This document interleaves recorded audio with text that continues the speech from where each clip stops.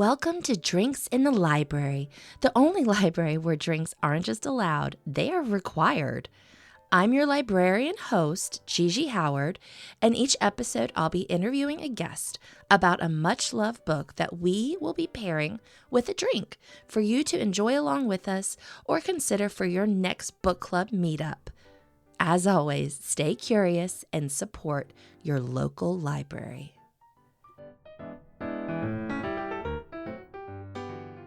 Hello, Libration Nation. This week our book is The Flatshare by Beth O'Leary. It is a charming romantic comedy about two strangers, Tiffy and Leon, who share a London flat, but they've never met. They only communicate through notes, and also they share a bed. So Tiffy sleeps in the bed at night and Leon works night, so he sleeps in the bed during the day. It is an unconventional but sweet romance, lots of deep connections, and I so loved talking about it with my guest this week, who is the hilarious Ashley Jones. Ashley dreams of owning a stationery store or recapping reality TV, all while aiming to finally meet her goal of shooting a t-shirt gun, which is an ambition she's pursued for over a decade. Ashley is one of my favorite people I follow on social media. I hope you find her there as well. She is on Instagram and Threads at Ashley Jonesy and on TikTok at Ashley Jonesy. And now, as of this week, Ashley just launched her Substack, Yap Time, the newsletter you read before a nap and hopefully lying down. I had so much fun talking with Ashley. We have a lot of the same passions, like Bravo shows, Taylor Swift, pop culture in general. I had to cut a good portion of the show because all that was amazing and hilarious. It didn't really pertain to the book, so I feel like I'm trying to reach two separate audiences. So I'm going to call the portion of the podcast that I cut the lost episode, and I'm going to hold on to that. And then, so if there's a clamoring for me to release the lost episode, I will release it at some point and maybe pair it with a music video, a la All Too Well 10-minute version. That is a Taylor reference, and I promise that's the last one, at least from me. All right. Also, our drink this week was a Sonic Coke Zero. It was amazing. Ashley really opened my eyes up to the world of Sonic and all the wonderful things that they do in that business. All right, before we get to it, if you're loving the show, please review and give it 5 stars wherever you listen to your podcast. I also am now selling merch. When you buy merch from the shop, it all goes back into the pod. It is a great way to support me and to support the show and to keep it going, and I really appreciate it. All right. Let's get to it.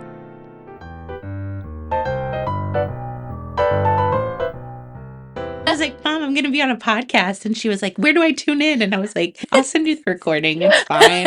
But Does she listen to podcasts? she will if I send it to her or if I like trap her in the car. Okay. And like, that's actually how I get her to listen to Taylor Swift's new stuff, is that I'll be like, oh, you want to listen with me? And she's like, okay. And then she'll start to ask questions, because when Travis and Taylor first started dating, I'd be like, do you need any information? Would you like me to just download you on everything that's going on? And she'd be like, no, I'm okay. And I was like, hurtful. It's a passion of mine, but okay. And so, she doesn't have anywhere to go. We're just in her Nissan together. So, but yeah, so she'll listen to this. Okay. Sure. Yeah. I can't wait. Her name's Barb, right? Yeah. Yes. Barb and Tim. Those are the main characters. I used to call them my roommates when I lived with them after college to make it sound less like I lived with my parents. Yeah.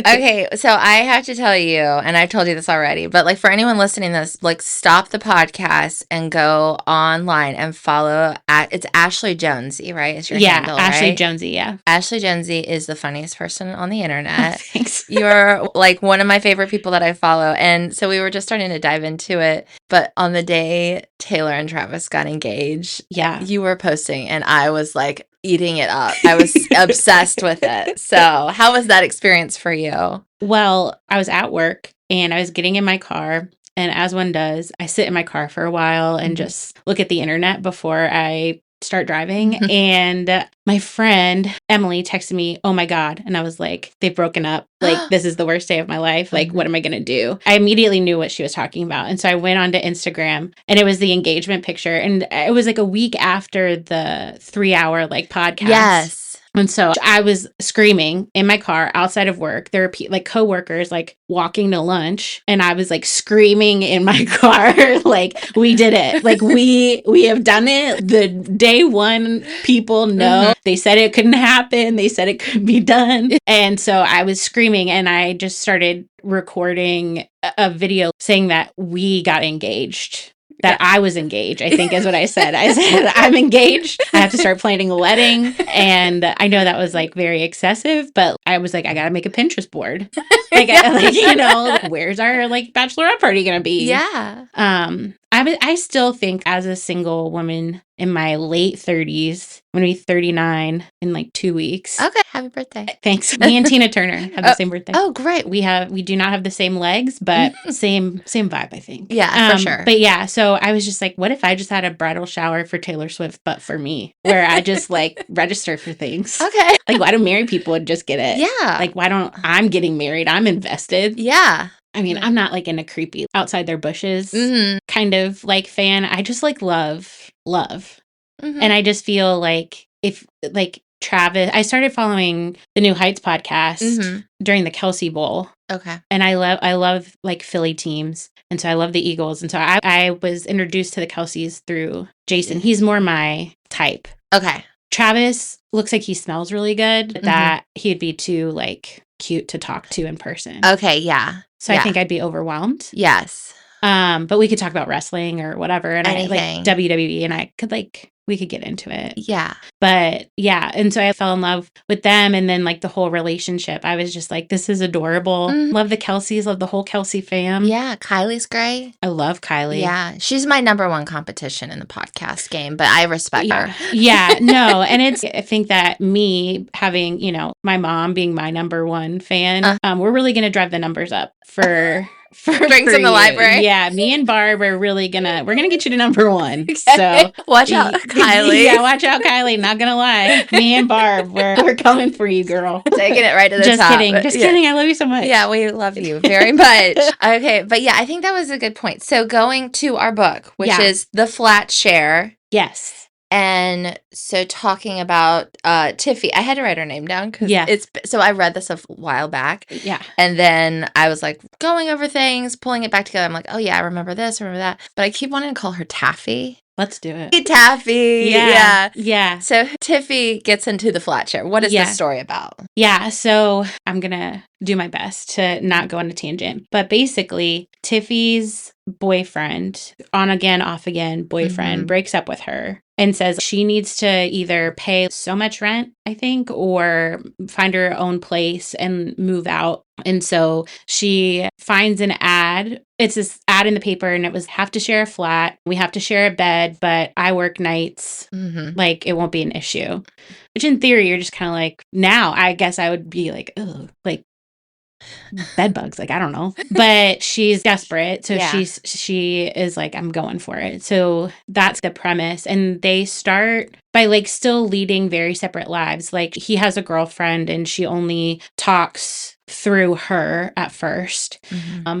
And then they have their separate lives, and then slowly but surely they start leaving each other Post-it notes, and they become friends. And then they eventually meet, and then like, spoiler alert, like, yeah, it's a rom. Yeah. So yeah, but I love it. So you suggested to read this book, and I was like, I'm so down. Yeah. Because I loved it when I read it, but it also has that premise of, it's like, how can we do a new version of just one bed? Yeah. Like people that work the day shift and the night shift. Yeah. I know. And honestly, I think this was my first romance book that I read that, like, I don't even really think I knew it was like a romance book. I just liked, my friend told me about it, I think, and I was like, I'll read it. And so I didn't realize like the one bed trope at the time. And normally I feel like in romance novels, it's just like they get snowed in at a motel or something, and then it's only for like a night. And this was like the book, like they had one bed that they shared. And it was, I think what you kind of forget about the one bed because their relationships just become so, like, all the characters and their relationship and what they have going on, it's like real issues. And so you kind of forget about that. But like when you come back to it, you're like, this is kind of weird. Like, but also just like, I don't know. Because I normally, I think I told you, normally when I read a book, I'm like, I like love it the whole time. And it's like all I can think about until I finish it. And then I finish it and I go to Goodreads. I'm like, 5 stars, and then I just hit the bricks and like I don't remember anything about it. And so like as I was reading it and listening to it, I was like, man, no, this is why I loved it so much, just because like the characters are so good and it felt like it didn't feel like contrived to me. It was just nice. Yeah, I feel like all the characters have a lot of humanity in them, and they seem fleshed out too. I think that's what a lot of people like about it too.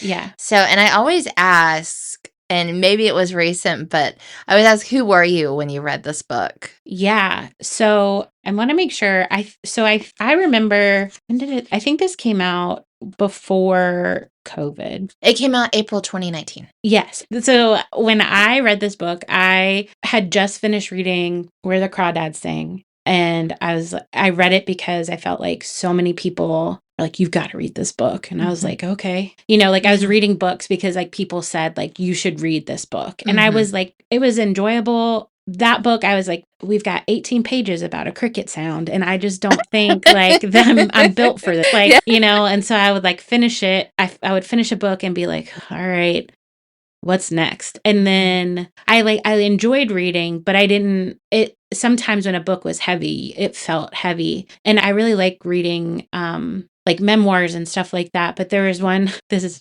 dark, but there was one, it wasn't a memoir, but there was a man who wrote, it's called Columbine, and it was all about Columbine. And I was in 8th grade when that happened. And so I just read that, and then COVID happened, and I was like, man, this is a dark place. Like Earth is dark. And that was a lot. And so my friend Kirby, she was like, oh, I just read this book called The Flatshare. And she was like, it was really good. So I was like, all right, I'm going to start reading it.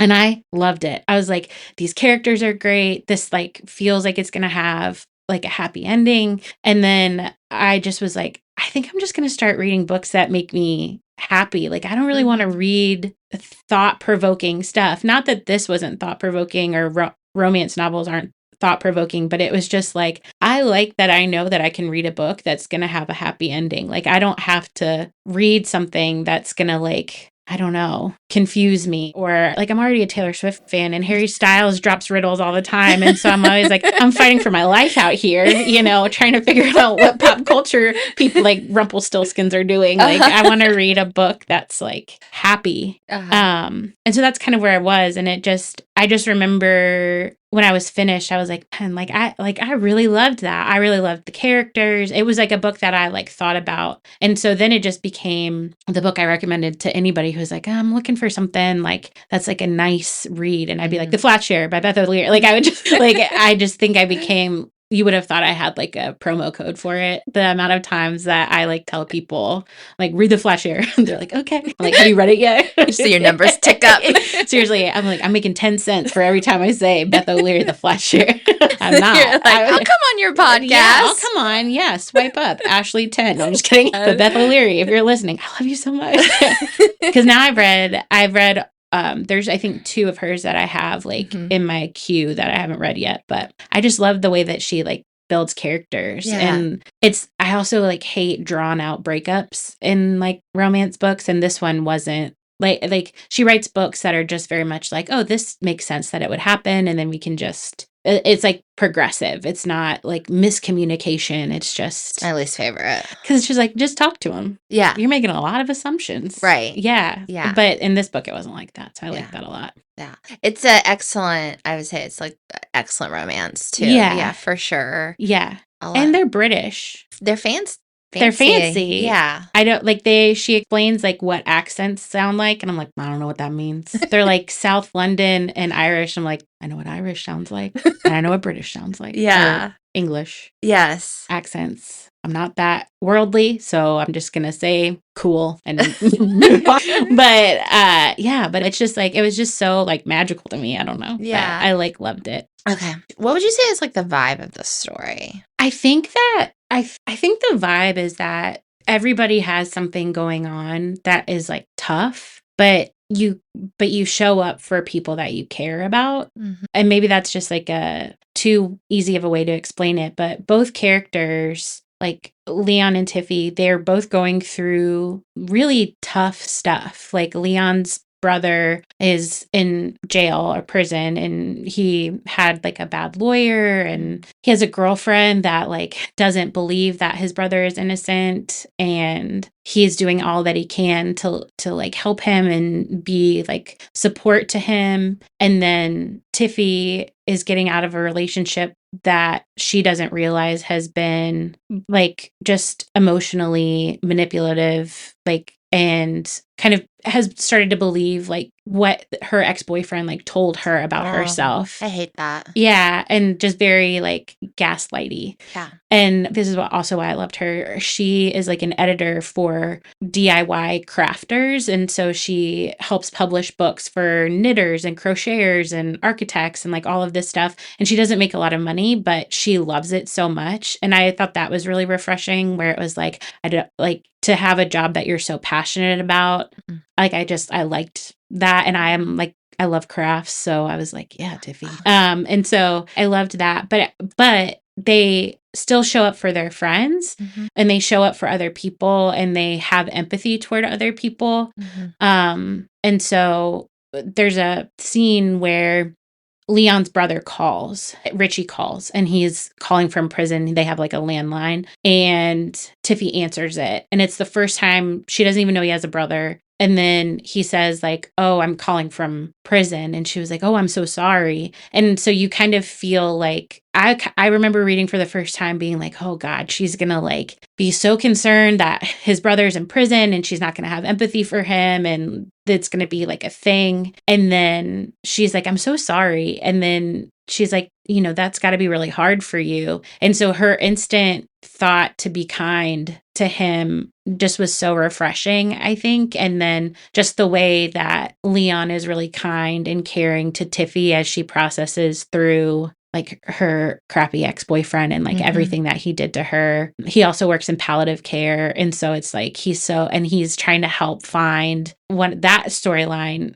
There's a storyline in the book where he works in palliative care, and there's a man in hospice, and he's a gay man who had this like love affair right after World War I. And he was like the great love of my life. It was small, but I never knew what happened to him. And on his side quests, Leon tries to go and find him for him, and like does all of these things, and like they finally kind of like reunite, and it's like, is it too late?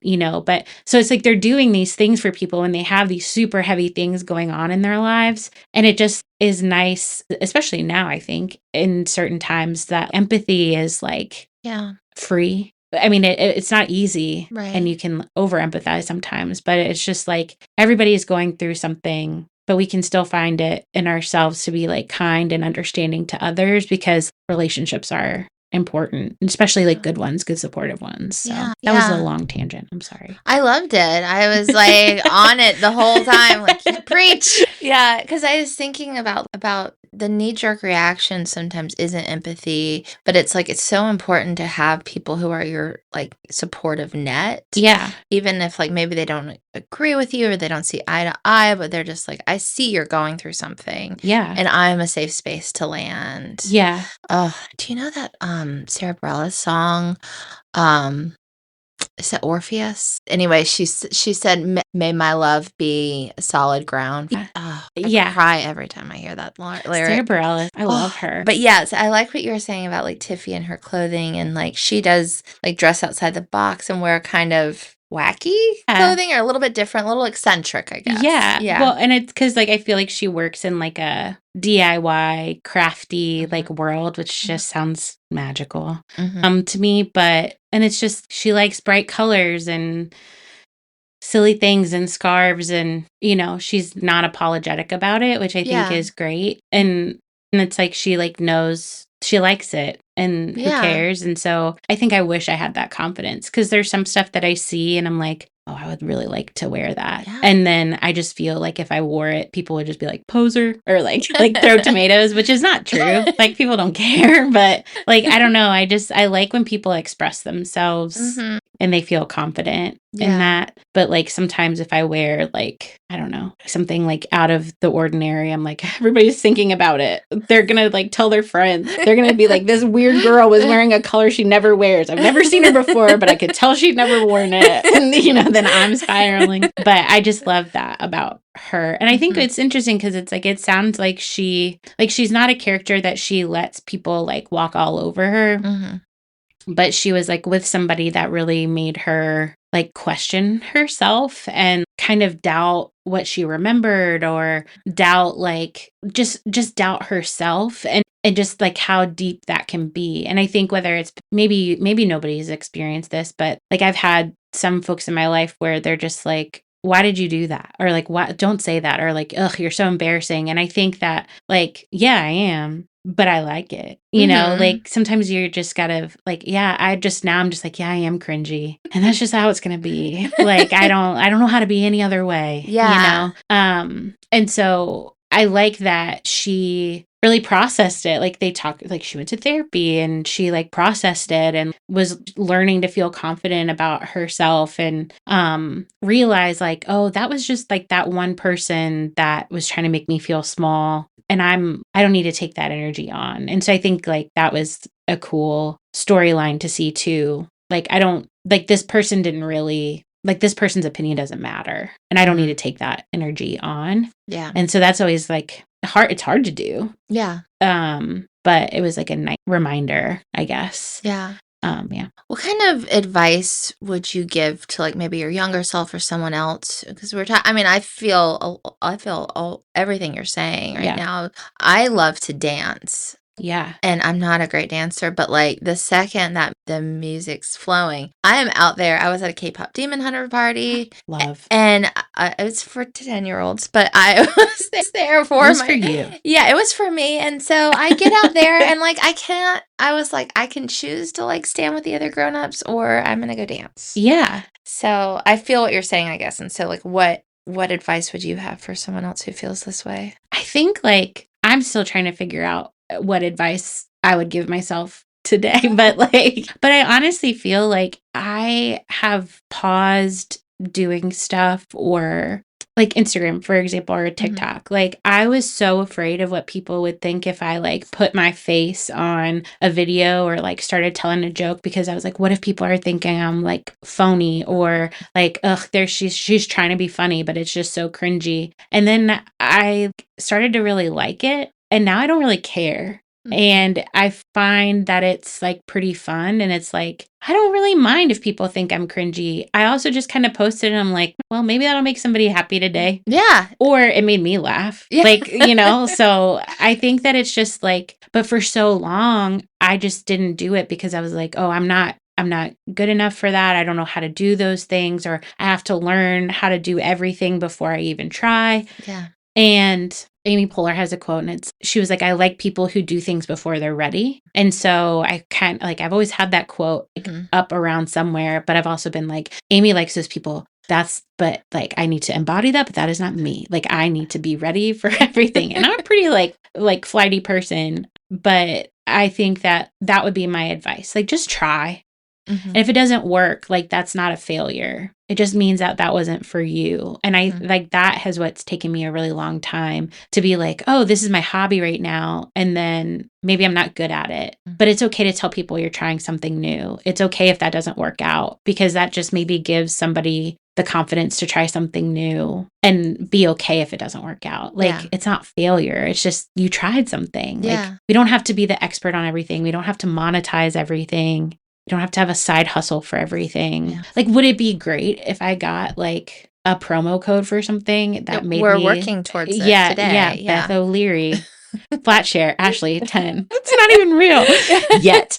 But like, yeah, like, you know, like, would I love that? Sure. But it's also just like, just do it for fun. Like, just do something for fun. Yeah. And if you don't like it and you hate it, you don't have to be secretive about it. Yeah. You know, like there's like I find a lot of value in like sharing stories with other people to be like, wasn't that awful? Or like, wasn't that so fun? Like, isn't this so dumb? You know, like I think that there's just so much value in just being like, this was a disaster, but I tried. Yeah, I don't know. There's so many things that are disasters. Yeah. Or like near disasters, or, you pull it off somehow. And yeah. And there's so many people that are confidently doing dumb stuff, thinking that they're really it. oh my God. And so I'm like, if they have the confidence to do this, why am I scared? Yes. Okay. I have to say this because I interact with a lot of people through this podcast, right? And I have people that like reach out and they're like, I want to come on. Yeah. And then I'm like, okay, cool. Like, what are you into? Tell me a little bit about yourself. And it's just like they've made like a whole folder of total BS. Yeah. It is just flashy words, but none of it actually means anything. I've seen so much content out there and people just being like, I'm an influencer. And I'm like, you have no voice. You have nothing to say. Everything is just totally fake and made up. If I could just like instill on all of the people that have imposter syndrome. Yeah. How many people are going around just making up absolute garbage? And I mean, just like the amount of coaches that you see on like threads being like, I can help you get through this. I'm a whatever coach. Like, I'm a tie your shoes coach. We'll get you to tie your shoes, link arms with me, and run to your goals. And I'm like, I have to Google goals, objectives, and tactics every day to know what the 3 are. Like, there's so many planners that I try to use because I have like ADHD. I don't know if you can tell, but, and I will like look at a planner and I'll be like habit tracker. I'm like, waste of space. You're lucky if I drink water that day, it's because I brushed my teeth, like at some point, like, and like there's all these things and it's just like goals, dreaming, like all that stuff. Like sometimes you can just have like a dream that you want to do something, try it, and that's it. But I think that it's also like, it's just like, just be yourself. And there's so much like engagement bait to be like, what do you think about X, Y, and Z? Or and it's like, we don't need devil's advocates. Like we don't need like people, like the people who are the most authentic are the ones that I feel like just show up as themselves. But I see the value of marketing yourself in a package, especially when you're, are an expert. But there's so many people that are not. They're not. Yeah. I was talking, Fran. Yeah. So me and Fran have never met, and I feel like I like annoy her. Like I'm like her annoying like internet friend. Like, oh, we're friends. Like I love Fran. And we were talking about like sometimes like people online where they'll be like, I'm a coach. And I know some people who have done like legit counseling programs and genuinely want to help. Yeah. But then there's this other like weird coaching space that people are like, I've read a bunch of articles about this technique, or I read a Mel Robbins book, and then they're just like, let me help you, and here's this class you can take that's X, Y, and Z amount of money, and it just feels very like predatory.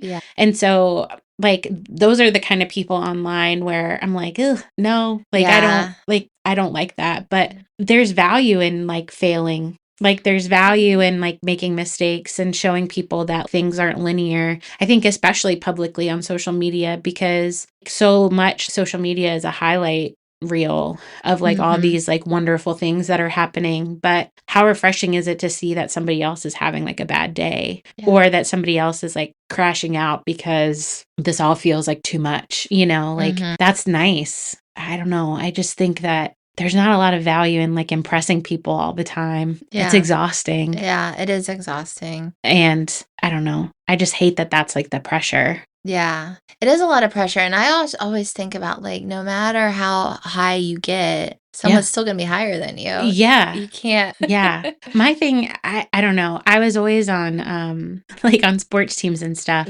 My parents, they just moved, and they were going through and they found all of like my old like awards and stuff. And like the awards that I have like won it was like the 6th grade principal's award. It was an award voted on by teachers. So in 6th grade, I was like, apparently I either was like stellar or they all felt kind of bad for me. And they were like, this girl is really killing it in 6th grade. And then it was like the Perseverance Award or like most improved. And so I feel like my whole life, people have been like, look at her trying, you know, like, yeah, good for her, right? Like, God bless her, you know, so sweet. God bless her heart, you know, she's really out there trying. But I feel like there's no award that I've ever received where I've been like, I've made it. I mean, like, or because like there's always gonna be something you're chasing. Yeah. But sometimes I see other like people on Instagram and they're like so successful and they have like all of these like followers and things. And I'm like, I want to do that. Like, I want to just write jokes on the internet. Like, that sounds so fun. But then it's just like, but that's not my reality. And I'm going to keep trying. And if it's slow growth, it's slow growth. And like, I'm enjoying it as I do it. But if I start to not enjoy it, or if I start to be like, oh, like engagement numbers are down or whatever, it's just like, they've been down before and something else cool you've thought of has done well, and you'll just keep going. But I don't ever want, I don't know, I try to like not make everything a hobby, because that was my other thing for a really long time. I was like, I'm gonna make everything a hobby and then try to monetize it, and that's like exhausting. It is exhausting. Yeah. So I don't know how we got here, but I know. Well, I was saying something the other day. I had like a buzzy couple weeks, I think, because I was definitely promoting, getting ready for this live event. Yeah. And so, which is great. And like numbers are going up. And then like, I think I hit the highest I got was like 45 on Apple Podcast books. Yeah. Not the whole thing, but books. That's still big. It's still big. And I was like, gosh, I know I can't hold on to it, because that algorithm just goes up. Like, you'll be 20 places different, like 10 minutes later or whatever. But I was just like, I want to hold on to it. And I was like, this is the enjoyment part. Yeah. Right now. This is kind of exciting. I know how I got here. I was like, this is what you need to soak up, not trying to always grow, because it's impossible and it's depressing. Like, I see other people who are like killing it, and I'm just like, you have the highs, but then the lows feel worse almost. Yeah. It's like a pressure to be like, okay, I've got to keep producing stuff. And there'll be some times where I'll like, I don't really tweet anymore, because it's scary over there. It is. You're on Threads though. Yeah, I'm on Threads. Yeah. Threads like can be a little, I don't know. I feel like Threads is way more fun sometimes. It is. Although it's easy to like accidentally go viral, like either in a good way or a bad way. Yeah. I haven't really gone, I've had close calls a few times, but but I've seen like other people who just post something and I'm like, I don't think they meant anything crazy from that. And then all of a sudden the takedown begins. Oh my gosh. It happened to me once. I like, one was mortified and like deleted it immediately, which, you know, there was like, don't delete your tweets, it'll ruin the algorithm. I was like, I would rather. Yeah.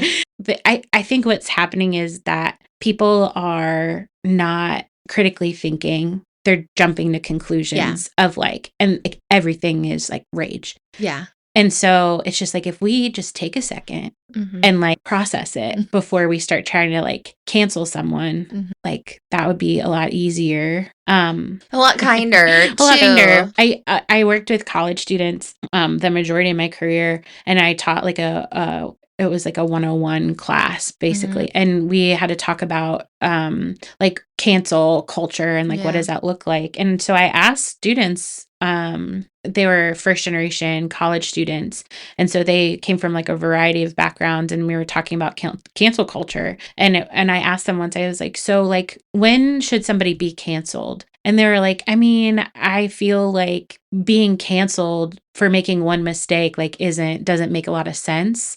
But if you make a mistake and you learn from it and you grow from it, then like eventually your actions start to show that like you really were sorry for it. Yeah. But if you just keep doing the same behavior, then like, I'm not going to be into that anymore. And so I kind of think about it that way, where it's just like, is this like a one-off kind of thing where you're like, I feel like if you're held accountable for every decision that you make, or like, that's exhausting. So I did want to bring up, so this is the first time we are on brand with our Sonic. This is it. This is my chance. Yeah. Sonic, hear me when I say I love your work. If you ever need a promoter, Ashley is here. No, it's true. I love Sonic. And to write solid jokes for them? I could do so much. So in Virginia now you can't have styrofoam cups. Okay. At different like fast just Know stuff. this. Yeah, it became outlawed. And I'm not trying to be dramatic, but that was the worst day of my life. Because I love styrofoam. I all of a sudden become like the bulldozer in Fern Gully when people talk about getting rid of styrofoam. Like, I love the earth and I want it to stay great and healthy, but drinks shouldn't sweat. And we have a solution for that. And it's styrofoam cups. And Sonic had a good thing going. And then I heard that when they switched, they wouldn't even let the employees take the old styrofoam cups home. They had to destroy them. And I was like, what's the point of that? I know. I don't know. But now, and then I reached out to Sonic and I was like, can I buy your styrofoam cups from you? And they said I had to talk to my local person. So do I know the manager at my local location? I do. Her name's Amma and she rules. But she said that they can't order them for me because they can't order them in Virginia. Wow. But I still go there because I love it. Okay. Well, it's the only place where you can get a Route 44 soda. I know. I didn't know. So for the listener, so we're drinking Coke Zero, Sonics. I didn't know if we should get the Route 44. I mean, clearly I should have. I just got the medium. No, the medium is fine. That's what normal people drink. But I drink the Route 44 quite a bit. And it's like this, it's 44 ounces. It always reminds me of that episode of Parks and Rec where they're like, this is a child-sized soda. And it's like 502 ounces because it's roughly the size of a 2-year-old child liquefied. Yeah. I just like love big drinks. I love Coke Zero. Okay. Yeah. So I forgot. It does taste like Coke. Yeah. I forgot about that. So I have like a bunch of allergies, so I don't drink. So like diet soda is my like thing. And I have found that the Coke Zero, Diet Dr. Pepper, and like Sprite Zero, like those are like really good. More so than the diet. Okay. Yeah. The zeros are. The zeros are mine, but I respect the Diet Coke community and their dedication and their work. Yeah. But I am a Coke Zero person. Yeah. Really, yeah, for sure. Well, especially when it's like crispy. So good. It is so good. Yeah. Well, and I will tell you, we are a Sonic adjacent household. One of my husband's first jobs was at a Sonic. I love that. So, yeah. He's a celebrity to me. Thank you. He will love to hear that. Yeah. Do you know who you're married to? He had direct contact with the ice machine, the syrups. He, back in the day, if he had the chance to give you those cups, he definitely would have. And I believe that. Yeah. I believe he's an ally, a styrofoam ally. I miss it so much. That's what I always said about it. Yeah. You're like, I want to marry someone who's a styrofoam ally for those in the community. Yeah. I know it's bad. I know it's bad for the environment. But it keeps your drink cold for so long. But it's fine. Well, hopefully, maybe they'll find something that's biodegradable. They've got to. It's 2025. Yeah, absolutely. That's the priority. Find it. Yeah. Make it. Yeah. Coming back to the book a little bit. Yeah. So our author, Beth O'Leary. Yeah. What do we know about her? I know what is on the back of her book. But she worked in children's publishing. I also know that the Flatshare, they put it became like a British series. Like it was on British Paramount streaming, and I haven't been able to find it. Is it on Paramount Plus here? I don't know. I think it was like Paramount Plus UK. Oh, I know. Why did they do that? I don't know. But I love her. She's great. So I did catch up a little bit prepping for this. She was in, and she might still be in it, because it seems like ever since this came out in 2019, she's written a book a year. And that's her contract, is she writes a book a year. Oh, wow. Which is a lot. That is a lot. But it sounds like she's doing really well. I would say that her characters are, from all of the books, I think there's 2 that I haven't read yet. It's her shipwrecked one, and there is the no-show, I think, are the ones that I haven't read yet. But for every one that I have read, the characters have just been like amazing. And so I think sometimes like when an author like turns out books like that, sometimes it can be like, oh, these characters like feel rushed, but I don't ever feel that way. I feel like it's always good. Like the characters are like well-rounded and like human. Yeah. And they have flaws, but they're not flaws that they like refuse to overcome them, or like they can't get out of their way. Like they're in some sort of process of figuring it out, which I think is like nice. Yeah. Yeah. Absolutely. I do want to tell you, so I looked it up. I think I only found 2 other podcasts that have covered the Flatshare. Really? Yes. And none with all of my promotion. Me too. So I think this is going to be the first American podcast that's covered the Flatshare, at least that I found in my like look on Spotify today. So there's a chance she'll listen to this. Beth, I love you. I love you so much. Yeah. I really do though. And so I hope, I don't know if you saw, last week's episode was the live show episode. Yeah. And the author of the book listened to the podcast and called the guest at her work last week. Isn't that amazing? That's amazing. So maybe that will happen to you. Listen, I think if Beth O'Leary called me, I would just be like, I love you so much. Thank you for writing. But like, I truly, like, I was listening to the book to like remember. I just knew that I loved the characters and I knew that I loved their relationship. And I think this book just like makes me so happy because it's 2 people that are like going through it, but they help each other. Yeah. And it's like so natural. Like when Tiffy finds out about Leon's brother, her first thought is to reach out to her friend to be like, can you look into this? Like, and it's not like in a way of, can you Google this guy to see like what it is? But like genuine, I'd like to help this person if possible. Like, can you like look into this for me? And then her friend being like, okay. And then doing it and then just being like, I'm going to continue to help this person. And so it's like using your resources when you don't have to, nobody asked. But then it's also just like, Leon has a lot going on and he's introverted and quiet, but he's trying to find the love of this man's life for him, you know, like spending money he doesn't necessarily have to like go and investigate to find somebody so that he can like say goodbye, right? And it's those things where when people care about each other, it's so wonderful. Yeah. And like you don't realize like the impact that you make on people. And so this book, especially because I was reading it during COVID and it was just like a really isolating time, it honestly like got me excited to read books again. And then I just started reading like books for fun, like truly, like I'd always be like, oh, do I want to track this one on Goodreads? Like, ugh, like what will people think? And now I'm just like, yeah, I read a hockey romance. Yeah, this guy doesn't have a shirt on. What are you going to do about it? You know, like 4 stars. Like, loved it. I loved it. Do I remember anything about it? No, but I loved it. And I think that like, honestly, like reading a book that wasn't necessarily, you know, like not like award winning, but it wasn't getting this like critical acclaim everywhere.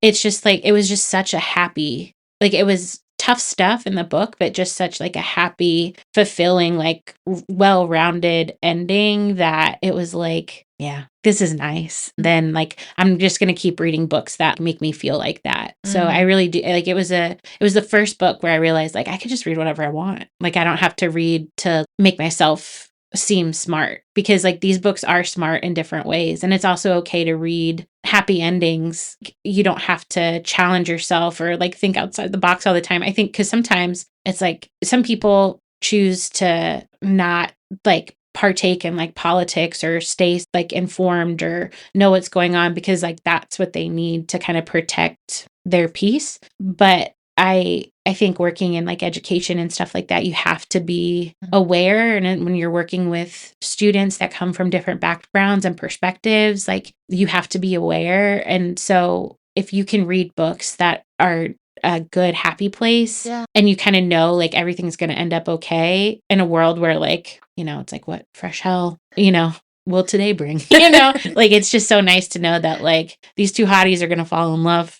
We love that for them. yeah, they're gonna like be in love and whatever, cool, like that's nice. It's nice. Yeah. And we need stuff like that, you know. I remember like when the royal wedding happened and somebody was like criticizing me for like being excited about it. And I was like, so many bad things happen. Like, why can't I be excited? Like you said, these 2 hotties are falling in love. Yeah. And we all get to watch it. That's how I feel about Taylor and Travis. Honestly, like people are like, oh, you're so parasocial. That's creepy. And I'm like, hear me out. Who cares? Like I'm not going to Photoshop myself into their pictures for their wedding. Would I love to be invited? Of course.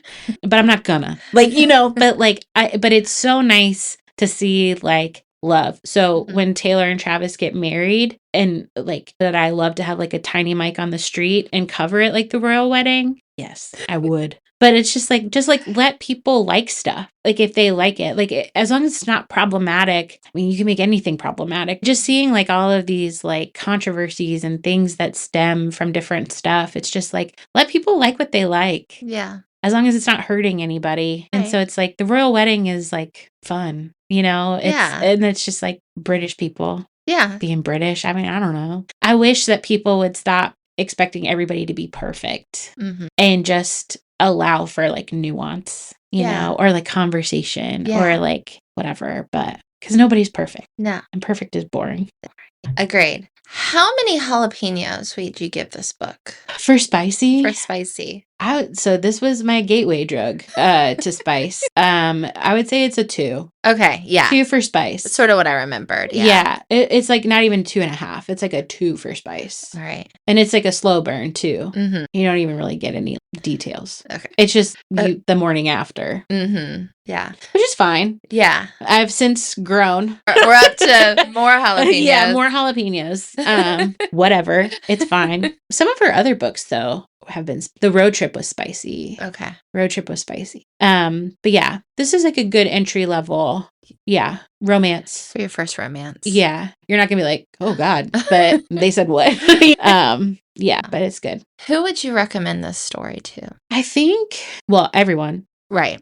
Beth O'Leary. Yeah. Everyone. I literally think I've recommended it to everyone I know. But I think anybody who wants to read good characters who are good people, who have good friends, and make it out okay. Like make it out of their situations in a way that is realistic, but also, well, in a sped up timeline, but like realistic, and the characters are so likable. And there's not one character like, God, when is this one going to get a clue? It's like, these are just very kind, good people.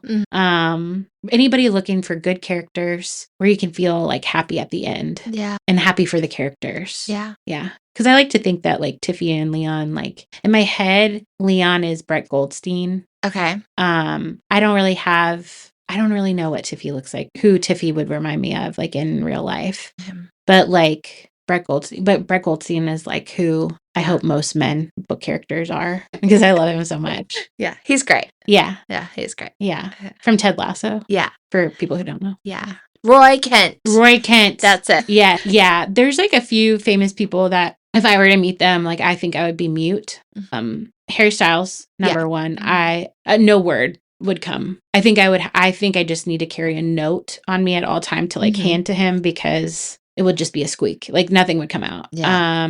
And then Brett Goldstein, I think, is another one that I would have like a really hard time talking to, because I'd just be so overwhelmed. Yeah. Because he's like funny and attractive and British, and he likes the Muppets. Oh. And I love the Muppets. Wow. He's the whole package. He's got it all. He all. also loves styrofoam. No, that would be the dream. Yeah, that's the dream. Oh my God. Propose to me with a styrofoam ring. I'd be like, oh my beautiful. God. Best thing that's ever happened to me. Before we wrap up, I wanted to ask you if there's anything you want to put a spotlight on, or things that you're working on to share, anything like that. Well, I don't know. I kind of, if you like silly jokes and Instagrams, follow me there if you're into that. But yeah, I don't really have anything profound coming up. Okay. What you're on TikTok too? I am. Is it Ashley Jonesy on TikTok too? It's Ashley Jonesy on TikTok. Okay. Because I used to have a blog. So this could actually force me to do it. Tell me what you think. Okay. So I have like a lot of ideas, and sometimes like I just don't want to see, like I don't want to make videos about it, but I also don't understand Substack. It scares me. There's like a lot of options and like subscribers and stuff. Yeah. And I'm this blogger, honestly. So I was thinking about starting like a newsletter, but it's really just like a Google Doc that I update, and I'm gonna call it Yap Time. And it's a newsletter you read while laying down. Okay. Yeah. And it's just yapping about like silly things. Yeah. But it's like you should read it with your head on a pillow. Yeah. Because it's just like silly things to scroll through. Okay. Like a 38-year-old's gift guide. Yeah. I want the Twilight Lego house. I'm putting it into the universe. Okay. That's what a 38-year-old lady wants. I love Legos. I love Legos. And you can build the whole Twilight house. Oh my like the gosh. Cullens. Yeah. Yeah. And I love the Lego stuff too because it will like actually they'll make it like the interior that no one can see Right. is the correct color and correct design. Yeah, it's amazing. So, stay tuned. Okay. And so that's going to be called Yap Time. Yap Time. Okay. A newsletter to read before you take a nap. Okay. I love it. Yeah. And it's not going to be like high tech at all. It's just going to be like truly and honestly, I think a link to a Google Doc that I just update because I don't understand Substack. Yeah. I can't wait for it when it's ready. I got to go home and do it now. Okay, go home and do it because this is going to be coming out like next week. Okay, yeah, no, then I already I have an idea. It's like holidays, gift guide. Okay. Also just because do you ever think about like random people that used to just be like, or like trends that used to be fascinated about, like or fascinated or like obsessed with? Mm-hmm. There was a time where I was really into like the third place American Idol contestant, Elliot Yamin. He's from Richmond. Oh, I didn't know that. Wait, did I make that up? No, I didn't because he had a concert here that I came to see. Whatever. All right. Well, he can be in Yap Time. Yap Time. Mm-hmm. The newsletter you read laying down. All right. Oh my gosh. Thank you so much. This has been so much fun. And we'll have to chat more about all of our other passions. But anyway, yeah. Cheers. Cheers. Thanks, Sonic. Thanks, Sonic. Don't forget that code. Yeah, Beth O'Leary. I love you. Thank you for spending some time with me and my guests for an episode of Drinks in the Library. For more information about the show, you can find us on Instagram at Drinks in the Library, on the World Wide Web, drinksinthelibrary.com, or shoot me an email at drinkspod@gmail.com. Until next time, cheers.